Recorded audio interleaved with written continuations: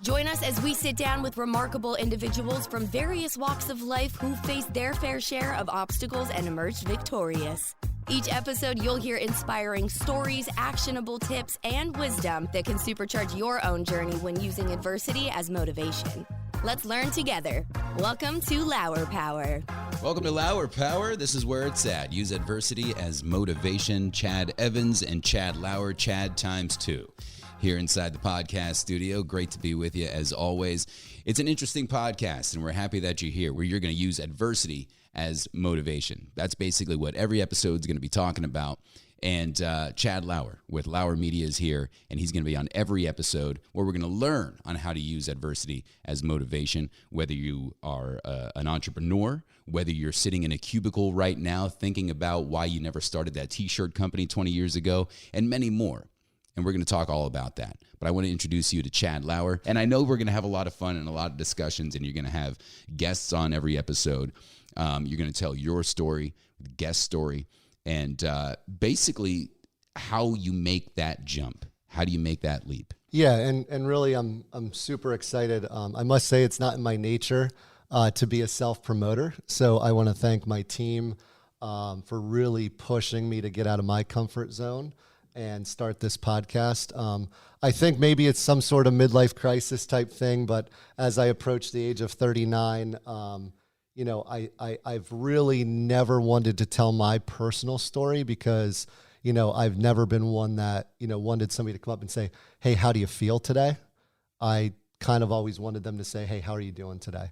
And what I mean by that as I tell my story is, I personally, when I've gone through some of my personal struggles, I've just wanted to, it sounds weird, but when you're in those really kind of tough spots in life where there's a lot of unknowns, you just want a sense of normalcy. You just want to have dinner with your family. You just want to say hi to your friends and go out for wings. You just want to go to the game. And those are the things that, really matter. So in a way, as you guys learn about my story, I think what you're going to find is we all deal with some really tough stuff in life. And when you're in those moments, it's a great reminder that those little things are what kind of matters the most. So I've been fortunate that I've gone through some tough stuff at a really young age. I kind of was dealing with things at a really early age that kind of were the best thing that ever happened to me because it allowed me to never take a day for granted. Again, this podcast is going to be a little bit about using adversity as motivation. And I think that we all, every single one of us, goes through some tough things. And I think that, we shouldn't really compare to each other. Hey, what I'm going through is tougher than what you're going through. But I think we can use it as a way to be leaders and reach out to each other, build each other up, and use that adversity to do something good in the world. My goal is every episode to touch on my story, allow it to think through your own story and how you might be able to use that as a positive in the world. We're going to have a Q&A, meaning we're going to have a guest, which obviously Chad, my first guest, is awesome and can't wait to kind of hear his story today. But we're going to have a guest, entrepreneur or a leader in the community on every episode. Then we're going to touch on leadership. We're going to do leadership together, meaning I'm not going to give you leadership tips because I don't think I'm a better leader than you, but I think we can learn to lead together. And I think that's going to be really cool. You'll see, I've actually done this with our Lauer Media team since day one. And I think it's something that's really going to hopefully impact you as a listener and improving your personal leadership. Not to get off topic, it's funny, but I spoke at Susquehanna University last week and I asked about 50 students who was a leader, and about 10% of them raised their hand. And it's ironic that today is the first, our first podcast episode, because it kind of gives me reassurance that, we need to do a better job as leaders in our community to think and motivate folks younger and older than us, right, to be leaders. Because, again, it's important that our communities aren't going to thrive if everybody's sitting at home kind of moping because they're dealing with something tough. So that part of this podcast is going to be super important. So again, I want you to be a better leader, and I want to become a better leader with the feedback that we hear from this podcast.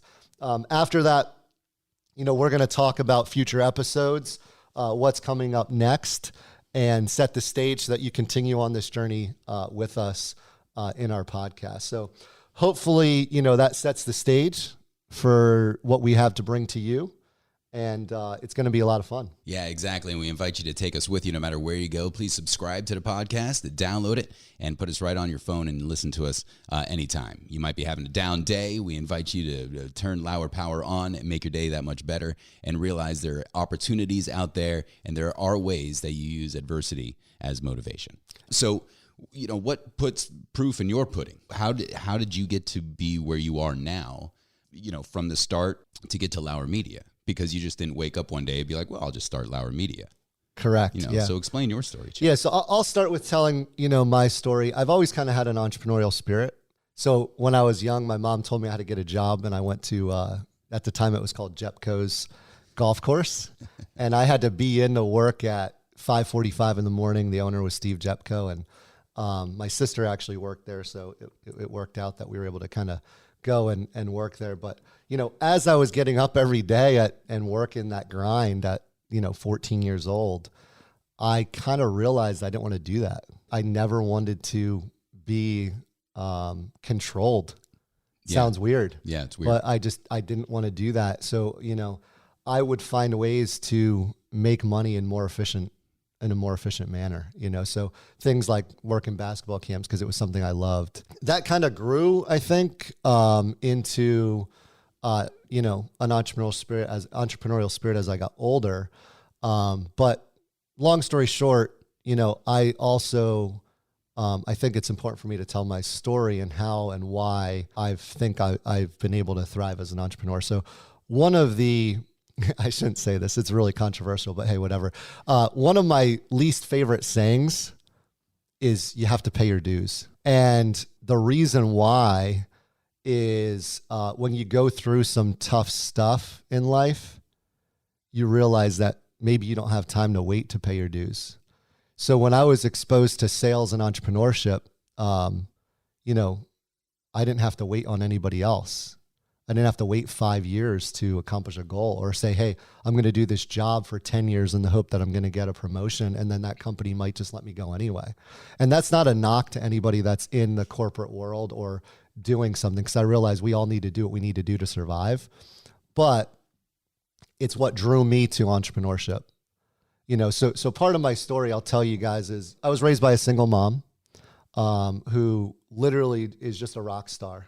She did things for us that, she sacrificed pretty much everything in her life to make sure that we had what we needed. So that means working as a nurse overnight or grinding out those 12-hour shifts. So I saw my work ethic comes, from her. My father, he passed away when I was 17, but he also had a really good work ethic. So it's one of those things where I saw them kind of grind and do those things for me. But that's where the work ethic comes from. So a little bit about my story is growing up, with a single mom, seeing that those sacrifices obviously set the stage. When I was 15, and I'm going to get into the adversity pieces here. When I was 15, freshman on the varsity and junior varsity basketball team, one of my really close friends, Calvin Henderson, passed away on the basketball court. I just talked to a few folks that were, teammates with us recently, and we still haven't dealt with it. I'm 39 years old, and we're still trying to figure that stuff out, At that time, something that hits home is we all wore these 55 wristbands, and it brought us together. It bonded us unlike anything else, and doesn't make it okay, because he's not here. But that was the first time in my life that I've really dealt with major adversity. You still don't know why, you question it, but what we did was we put on the 55 wristbands and we came together, and I'll never forget it. There was a picture at the top of the gymnasium in the locker room that nobody else got to see. And we'd give it the old tap, like he was always with us kind of deal.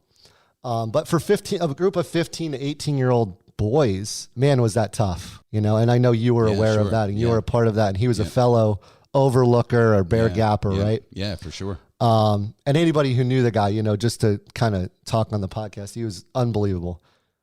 We had some really funny stories that maybe one day I'll tell. But at the time, we were one of the few kids who didn't play football at Southern Columbia. So him and I and a couple other buddies, we were working out together every day leading up to that season, and we were really excited about it. So with that happening, what did you learn from that? Well, I think what you learned is I probably didn't do all the right things from that. I'll be honest, as a 15-year-old adolescent, I think some of us questioned life. Yeah. It probably, we were a little bit reckless because of it, honestly, as I reflect on it. But man, did we support each other. I remember our leaders in our communities, our coaches in particular, Kurt Stelfox of the world, Terry Faust, Al Lanakanis. Those are names in our community that, I don't think they still have processed it. I don't know. Yeah. But those were people who stepped up to make sure we were okay. Again, how do you come together as a community? So that was one, right? So number two is 2 years later at 17, my father passes away, right? So I got the 55 on my wrist. And again, I'm talking sports because sports was my outlet. Yeah. That's where I poured my pain. I poured it into sports. I worked out harder. I used that as my outlet. 17, my father passed away, which Chad, obviously you've dealt with recently too, which maybe, I don't know.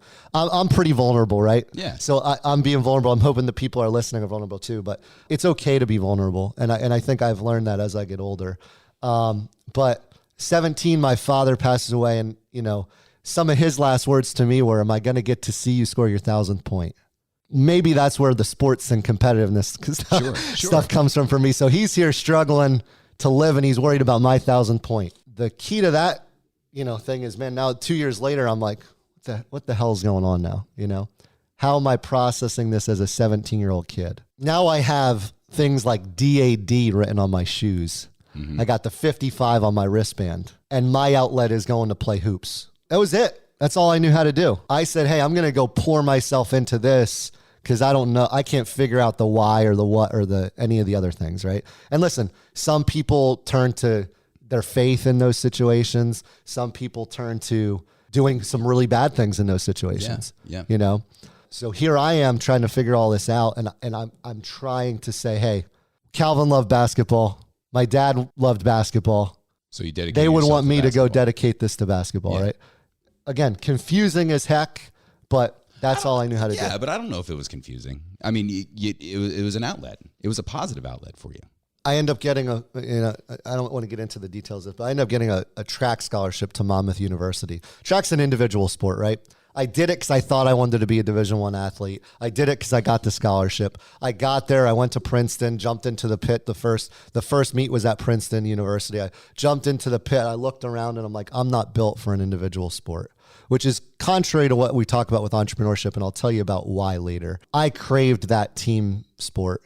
Again, I'm 18 years old. I'm still a little lost, and I was really confused. So I decided, I called my mom. I'm like, listen, I'm here at this beautiful campus on the beach of New Jersey at Monmouth University, and I want to leave. I'm like, I don't like this. I'm here by track's a team sport. It's not really a team sport. I'm like, I want to go play hoops. Again, it's been my outlet. It's all that it's been more than the sport to me. I needed the sport more than the sport needed me, is my point. Transfer to Susquehanna University. I end up playing there essentially right away, meaning getting in the games, contributing as a player. And I'm back to being me, right? Team captain as a sophomore. Played on the worst team probably in the history of Susquehanna basketball. Coach Marcinick was like, what the hell is going on? Yeah. The year before, we had studs and we were ranked in the top 25, so I played on that team too. But we struggled, man. We struggled. Some kids quit. Some kids, decided it wasn't for them because they struggled dealing with the tough stuff that comes with that. And I'm sitting here thinking, man, this is basketball. Yeah. We went 3-21. It sucks. I'm still giving my all, but this is basketball. It's not what you guys think it is. I'm looking around like, what the hell are you guys talking about? You know, we grind back the next year as a junior. We go about 500. And again, I'm one of the few that stuck it out. Coach recruits all these new players, et cetera.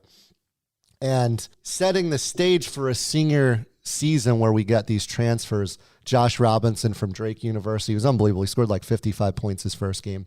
Kevin Cuff from Millersville. We're setting the stage for my senior year. Like, this is what I grinded for. You know, we're going to be really, really good. And October 13th of 2006, I'll never forget the date. I was going through like 3 months of severe headaches, you know, not being able to make a shot all of a sudden, not being able to read my schoolwork, not knowing what's going on, but really, really weird things going on in my body. And I went to get an MRI finally after a bunch of appointments. And it was Friday the 13th, 2006. You can't make this stuff up.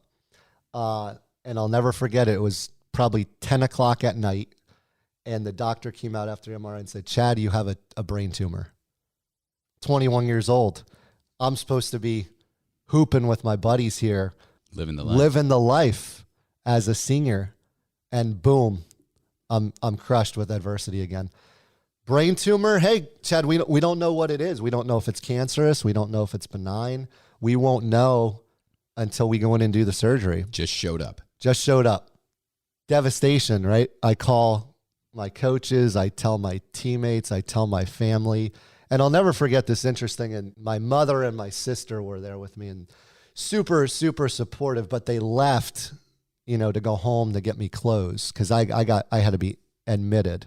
Mm-hmm. So I spent that night by myself sleeping in the hospital. You're by yourself. You're in a hospital. You're 21. Your life just got flipped upside down. And you're like, you don't know whether you're going to live or not. If I'm being honest, like those are the thoughts that are going through my head. Now I'm not worried about basketball anymore. Now I'm not worried about school anymore. You know, so things that most of those 21-year-olds on that Friday night were out at Bots. Yeah, sure. Yeah. They were out at the party at the frat, and all I wanted to do was just be okay. 6 days later, they had to give me steroids to the pain I was having was from swelling, essentially. Steroids to kind of reduce the swelling before they could do the surgery. Dr. Scott Martin, I'll never forget it.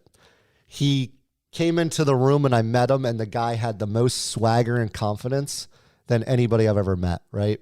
He actually pitched for the St. Louis Cardinals. You have these guys that come into your life and you're just like, man, I trust this dude. There's newspaper articles about me, which to this day I've never read.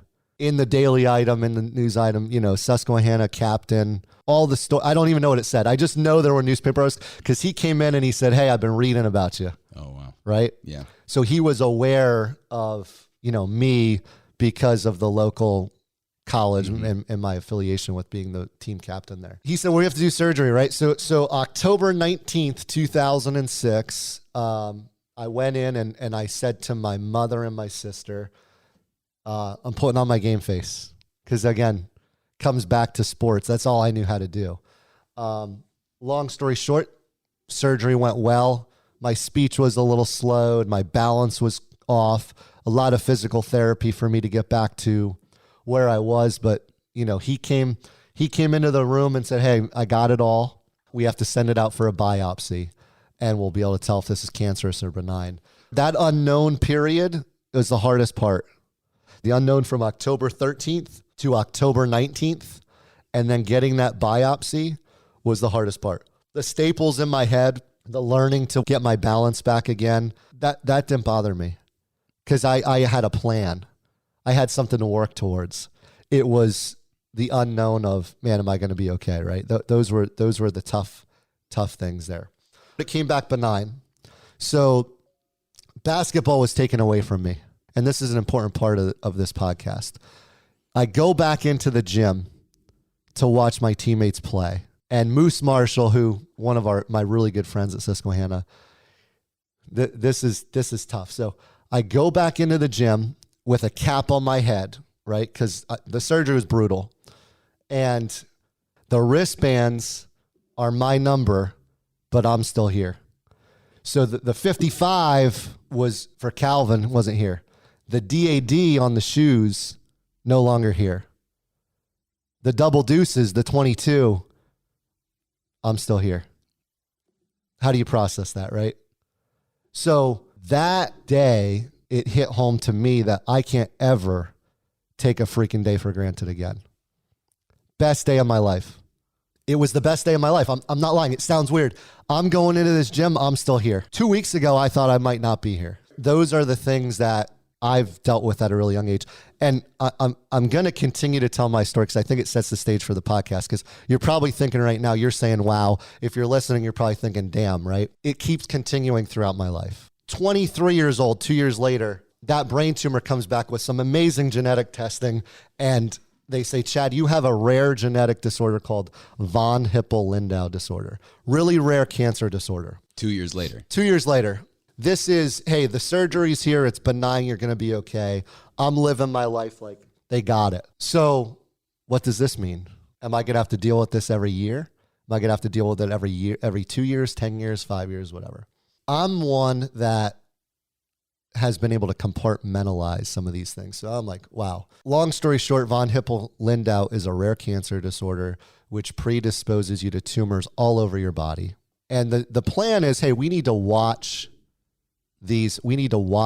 and scan you to make sure that if something pops up, we can deal with it, right?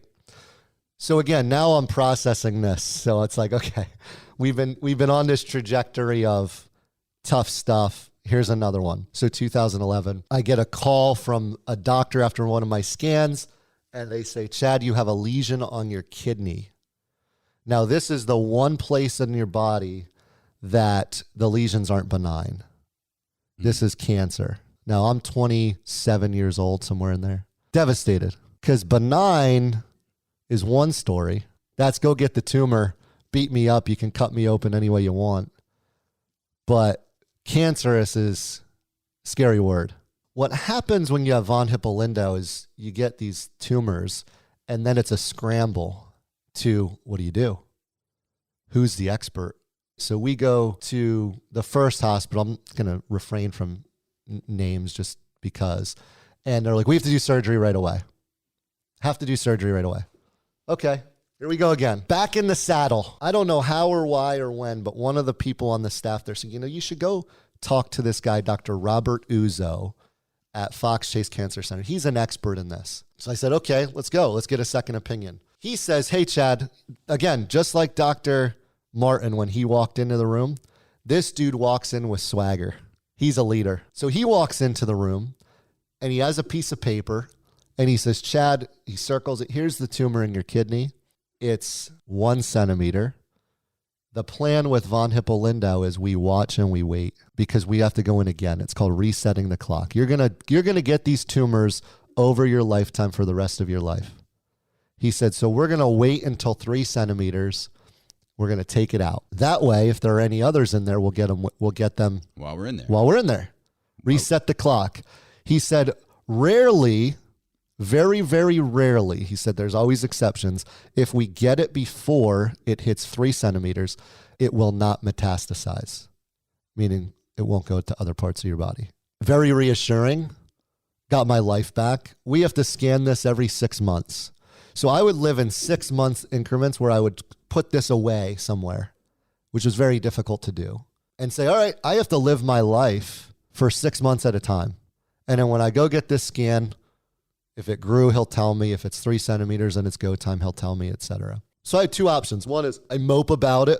I tell everybody how terrible my life is. I don't go to work. I make excuses, or I go out there and I freaking kill it, right? And as a sales rep, I didn't get into my career, but I'm a sales rep at this time. I use that as motivation, right? And I went through and I used that to try to say, hey, I need to freaking live as best life I can, right? And listen, everybody has bound. I'm not sitting here saying I didn't have bad days. I'm not sitting here bullshitting people. Like, you're going to have bad days. But it was a great reminder that, you're only here and you got to do what you got to do. Right. So long story short, 2013, it hits 3 centimeters. I have to go in. I have a partial nephrectomy of my right kidney. So they went in, they took part of the right kidney out. 2014, hey, Chad, we did another scan. You have a tumor on your left kidney. Year later, after the resection of my right kidney. So you know the drill. We're going to watch it till 3 centimeters. We're going to do surgery. 2015, my wife's pregnant with my first child. Chad, it's go time. Got to go get this one. It's 3 centimeters. So she's laying here next to me. I never would let her leave the room. So she's laying here next to me with this big belly, you know, and I'm sitting here with this kidney cancer on my left side, thinking all I want to do is meet this kid. All I want to do is be a dad. I don't care about things. I don't care about anything else. I just want to do the normal stuff. I want to take him to school. I want to take him to practice, right? Up to that point, I wasn't as scared about anything that would happen to me. But when a kid comes into the world, it all changed. Now you got responsibility. That, to me, was the hardest part of this whole journey. If I didn't make it, okay. Mm-hmm. If it was just me. With kids, that's what gets me today more than anything, right? And now you have 4. 4. So now I have 4, right? So as I'm telling my story, right, the change in my life, the big change was those kids, right? So again, am I just going to sit here and mope about it, or am I going to really kind of be the best of me? 2016 comes a year after, the partial nephrectomy of my left kidney and my son being born. And I'm at the beach with my family. I get extremely fatigued, not sure what's going on. Again, just kind of not feeling great. So I go to the hospital to get checked out. They do a CAT scan, and I'm admitted. And they say, Chad, we're not sure how or why, but we believe that your kidney cancer metastasized. We're seeing some things on this imaging, and we're going to admit you. And I am just like, this doesn't make sense. You know, I just had a scan. Everything was clean. This has to be something really, really aggressive for it to be coming up in these scans. And here I am again with this 1-year-old boy who I just adore. And they admit me to the hospital. And after the first night, my wife, who has just been by my side throughout this entire journey, starts questioning some things and says, are you guys sure that's what this is? This seems really, really difficult for us to comprehend. And they say, we're going to transfer you to Penn to do a biopsy because we think that your cancer has metastasized and spread. And I'm there thinking, man, like, I have this 1-year-old kid. This must be really aggressive. I had a clean scan just like 3 months prior. And a doctor comes into the room and says, we're going to do some blood work. Dr. Mashriki was his name. And he does some blood work, and it turns out that I have mono. So what happens when you have von Hippel Lindau is everybody sees the word cancer in your chart, and right away they think that it's the worst. And this was something that for 3 days I was in my mind thinking I had metastatic cancer. And it turned out I didn't, and I was released from the hospital that day. And I started to feel better after a few months. But again, mentally, I'm still having to deal with these moments and these days where I hear these words, and I'm dealing with these things that I'm being told while looking at this 1-year-old kid. And it's really, really difficult. So I compartmentalize that as I have throughout my life. And in 2017, I've been having some pain down my left leg and numbness in my toes to the point where I couldn't really sit in a car, or I would always kind of lean on my right side of my body. And I was just dealing with the pain. And I had my annual scans and found out that I have multiple spinal tumors, one that's pretty large that as long as I'm not having terrible symptoms, we're just going to watch. But these spinal tumors are benign, yet they can kind of compress on your spine and cause you to have symptoms and pain and discomfort. And I've just kind of lived with them throughout my life. But again, it's like every year now something is kind of coming up that's new. And for a few years, we kind of watch these spinal tumors and they grow, and we just get updates just like everything else in my body when you have von Hippel Lindau. I had a slight reprieve where these tumors were growing. We were watching them. I wasn't having discomfort. I delayed my scans a little bit due to COVID. And in 2021, I said to myself, I need to get all of these scans again just to make sure everything's okay. And after my scans, doctor comes in and says, Chad, you have 2 brain lesions that are new from your last scan. And one of them is near the brainstem, and we cannot operate in that location of your brain. And by the way, you have another tumor that's in the cerebellum, which is the same one you had in 2006. And the spinal tumor, the largest spinal tumor on your left side, has grown to where there's bone remodeling, and we're suggesting having surgery on that tumor as well. So I literally am just lambasted with adversity again. And the one thing I need to touch on as I tell this story is how much I lean on my wife throughout these times. My wife's a physician, Dr. Hillary Roth. And I think that in these moments, I've put everything on her to kind of help me through the anxiety and the medical expertise. And it's probably not fair because she doesn't have all the answers. So we take all of this into consideration. And at Penn, they have 2 options for me. They've been talking about this new drug called belzutifan or Welireg. And this drug is specifically for von Hippel Lindau, and it works on all tumors throughout your body. It was just approved by the FDA in August, and this is now December of 2021, so 4 months after. So we sit down with the doctors and they say, listen, we can try this new drug. We've had success with it, and we think we can target the brain tumor, which is causing me symptoms at the time, which means I was having tingling in my forehead and I was having tingling in my nose. I was having kind of some right-sided facial discomfort at the time, as well as left side of my body from the spinal tumor was having some discomfort as well. The other option is they can do radiation on the tumor, which is just crazy science, but essentially they go in and they pinpoint the tumor with radiation, and they only target the tumor, and the goal is for it to not grow anymore.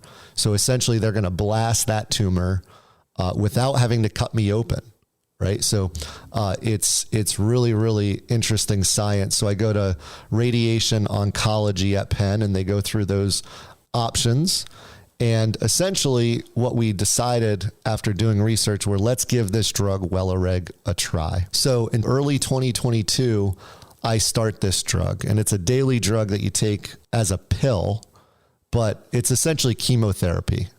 And due to that drug, there are some side effects. One of them is your hemoglobin drops. So my hemoglobin dropped to about 9 or 10. And doing basic things in my life, like just coaching sports or standing up for a long time, was difficult. I would get lightheaded. The room would spin. I'd have to sit down. I had trouble exercising. But they said, if you just get through the next 3 to 6 months with these side effects, your body adjusts and gets used to it. So that's the option that we chose. And I'm happy to report that in 2023, as I speak with you today, all of my tumors have shrunk, and the side effects of the drug are still there, but I've learned to live with them. I've gained about 30 pounds on the drug, and it's just part of the deal that comes along with it. But as I think about how fortunate I am to be here today hosting this podcast, I would be remiss if I didn't thank my medical team at Penn and Fox Chase. And there's some amazing science happening in the world right now. And I'm just so fortunate that this drug that was being studied, I think since early 2000, is working. And right now I'm able to live a pretty darn normal life. lastly, before I transition, I'd like to thank my family who literally has dealt with something with my health almost every single year.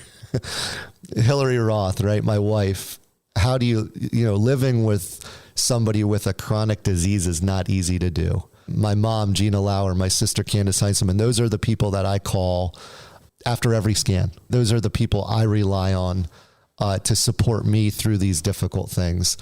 Dr. Ray Roth, my father-in-law, Susan Roth, my mother-in-law, Stephen Roth, Tamara Roth. Those are the people who literally are there dealing with this alongside of me. And I think that's an important part of this podcast is how the heck we support each other and build each other up.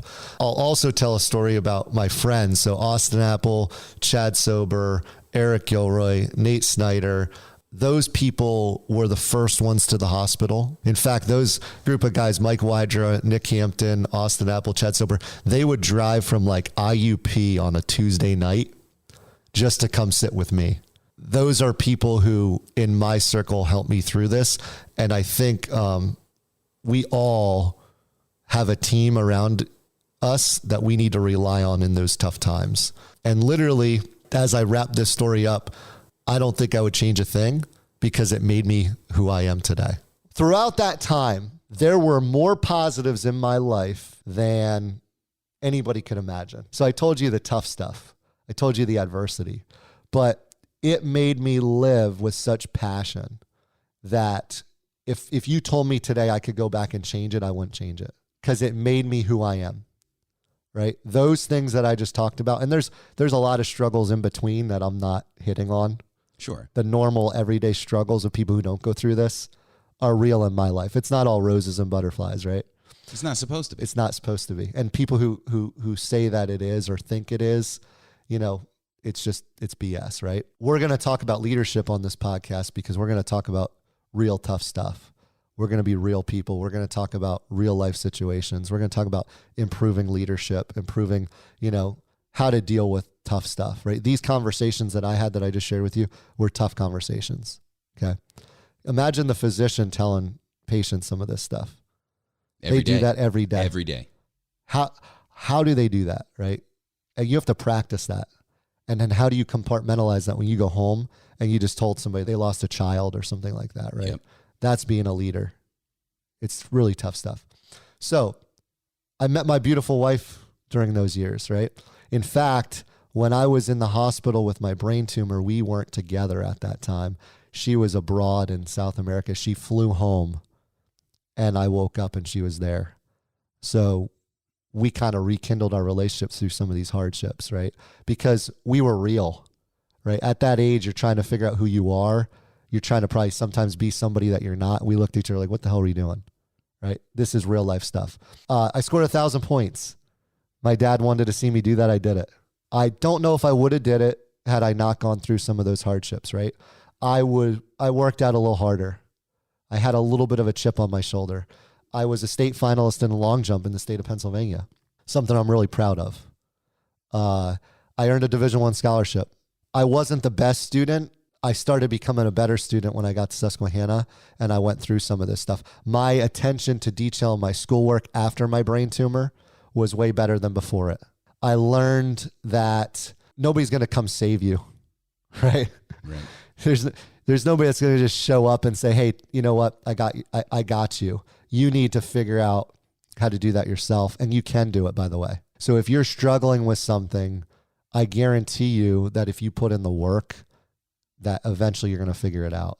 I became a college basketball player. I wasn't just on the team. Like I got better. I was a leader. You were the captain. I was the captain. You know what? I never asked to be the captain. That's the other interesting thing. I've never once asked to be the leader. I was voted that for my peers. And I actually thought about this recently about why. And I think that people looked to me a little bit because I think they trusted that I was always going to be real with them. It doesn't mean I was going to be nice to them or I was going to be fake to them or I was going to tell them what they wanted to hear. From a really young age, when you go through some of this stuff, you don't BS. You say to somebody on your team, you say, dude, why weren't you at Lyft this morning? I care about you, but this isn't going to fly. My buddy Moose used to get on me because I like Taco Bell. He's like, dude, we just worked out hard. Why are you going to Taco Bell? Things like hungry. that. I'm hungry, right? But so those are the things that you're able to, all right, team captain. I moved to Philadelphia and I got out of my comfort zone, right? Growing up here in Central PA, I got to learn about other cultures. I had a boss that spoke 5 languages. I got to deal with tons of entrepreneurs.